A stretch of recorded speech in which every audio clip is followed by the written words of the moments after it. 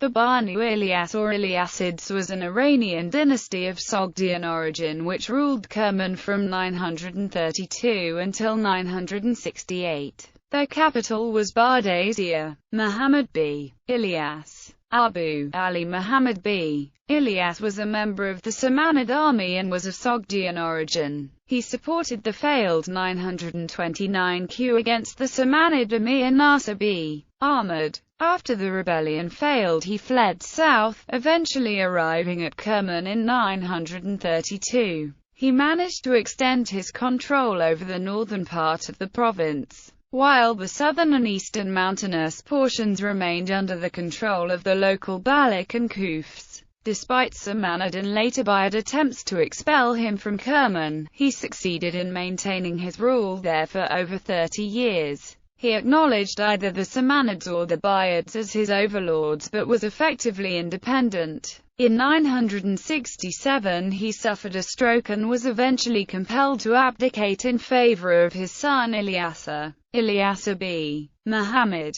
Ilyasa b. Muhammad quickly angered the neighboring Bayads under Adad al-Dawla by arguing over some territory on the border of Kerman and Fars. Before invading Kerman, Adad made sure to win over members of Ilyas's army. This strategy was effective. When he did invade and capture Bardasiya, the bulk of Ilyas's army deserted him. Control of Kerman was transferred nominally to Adad's son Abul-Fawaris Sherzal, while Adad's general Gorga was given real control. Ilyasa fled to Bukhara, where the Samanids welcomed him, but he aroused their hostility by complaining that they would not help him retake Kerman. He was expelled from Bukhara to Khwarazm, while the governor of Khorasan seized the possessions of Ilyas's that he had left in Khuhistan. In Khwarazm, Ilyasa was stricken with sympathetic ophthalmia and he soon died. Suleiman b. Muhammad.